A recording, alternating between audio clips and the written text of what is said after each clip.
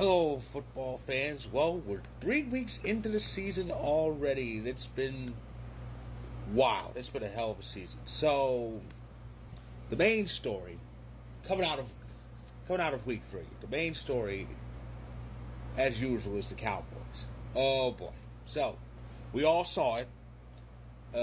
They were originally trounced by the Ravens, but Dak led that comeback, 19 points in this fourth quarter, but that wasn't enough. And the Ravens picked up their first win of the season, and both teams are 1-2, but it's Dallas who seems to be in a peck of trouble. I don't think they're that big of trouble because, the NFC East looks like it's going to be a crapshoot again. Because the results of week 3, sadly saw the Cowboys as the only NFC East team who won. Okay? They were the only NFC East team who won. Philly won barely by the skin of their teeth. A crazy game against the Saints. The Giants won because the Browns suck. And the Commanders pulled out a victory on Monday Night Football in Cincinnati.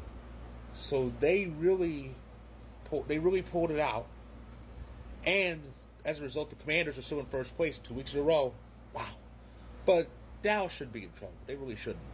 Of course, the main thing was, Derrick Henry, who they could have had, ran all over him. And, wow, Jerry Jones was asked about it, but he said, well, we couldn't afford Derrick Henry. Yeah, you could have. If you had paid Dak and CD earlier, it would have been a smaller price. You could have used that extra way to get Derrick Henry instead of bringing back what's left of Zeke Elliott.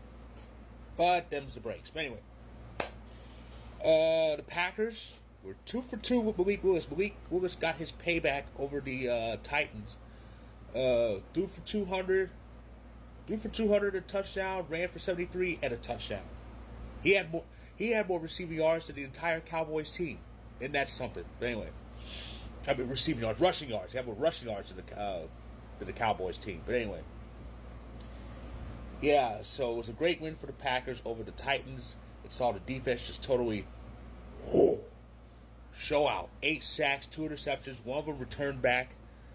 Just an amazing display of defense for the Packers. What a difference, huh? 3 weeks in, and already we're doing much better. The defense doing much better under Jeff Hafley than we were under Joe Barry, who is now Miami's problem. But Miami has more problems other than their DC. This was their first game of the season without Tua, and it was a mess. He's gonna be out for at least a month. But it should be. It's not gonna be well. It's not gonna be good for the Dolphins. It really has left the AFC East. It really is the Buffaloes to lose now because it doesn't look like the Dolphins will rebound from this. I mean, they're one down in the season series against Buffalo, and that was with Tua. Now he's out.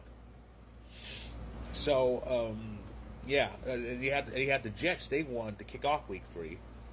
So there's that. And the Steelers are still undefeated. Beautiful. And I love how they've done it. They've scored a grand total of 2 touchdowns all season. 2 touchdowns, one last week, one in week 2, one in week 3. And, of course, week 1 was the game where Boswell scored all the points for him and won. But, yeah, so the Steelers are 3-0. It's absolutely amazing. They're one of 3-0 teams in the AFC and 5 overall in the NFL. The Chiefs are still undefeated, but by the skin of their teeth and by the teeth of the refs, too. Is it me or are the Chiefs the worst 3-0 team in the league? I mean, let's look at this. Let's take a look at this. Don't say the Steelers. I know 2 touchdowns all year. Don't say the Steelers. The defense has got them those wins, and they really earned them. Let's look at Kansas City's 3 wins. Okay, they won by a literal toenail over Baltimore. Okay, then there was the crazy bullshit against Cincinnati. There were bad calls against them, but the one good call against them was the downfall. Okay, and then there's this.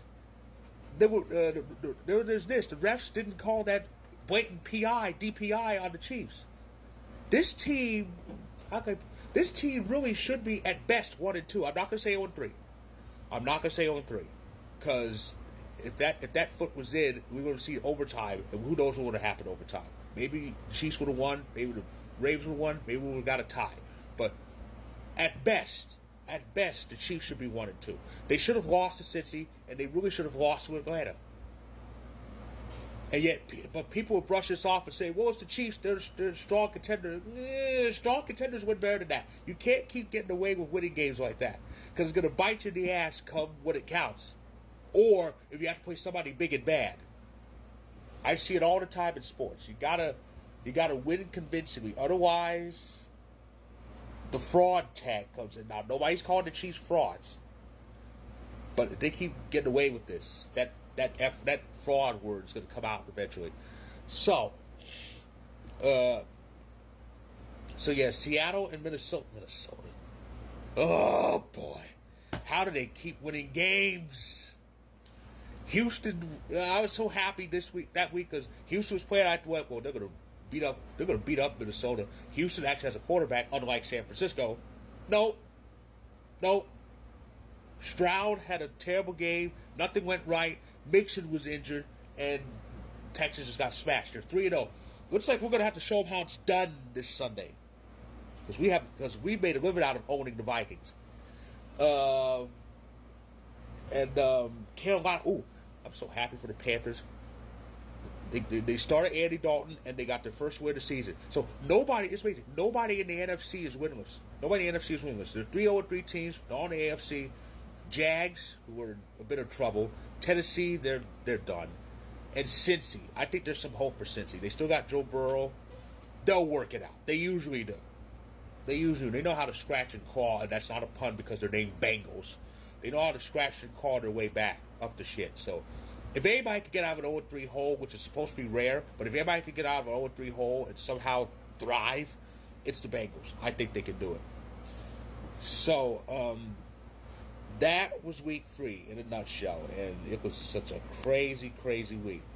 What's in store for us in week 4? Well, week 4 begins with an NFC East battle. I love NFC East battles.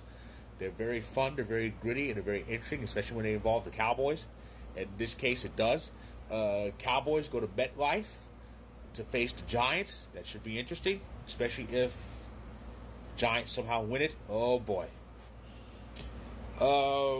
Falcons go to make up for that last game by facing the Saints in the NFC South battle. As I said before, the Packers host the Vikings. Will Jordan Love start? We'll know in a matter of days. But so far, it's been fine so far, which is dangerous for other teams. But anyway, Steelers are in Indy to face the Colts. Jags are in Houston to face the Texans. Chiefs go to SoFi to face the Chargers. The Niners, who are coming off that loss to the Rams, they host the Patriots. Sunday Night Football, Bills, Ravens. Josh versus Lamar. I hope the Ravens beat them. That'll shut up those kind of racist Bills fans who say Lamar's not a quarterback. And we got two Monday night games again for the second straight week. Titans, Dolphins is the first game, and the second game that starts a little bit later, Seahawks and Lions. I'm going to have my eyes peeled for that one. So that's my recap of week 3. If you like this video, click the like button. If you're on YouTube, click subscribe. If you want more, if you're on TikTok, feel free to hit that follow button. My story about week 3 will be featured. Check it out when you can. And I'll be back in a matter of days because the baseball season's ending. And I'll be back after Sunday's action ends. And I will get you baseball fans ready for the postseason. So stay tuned.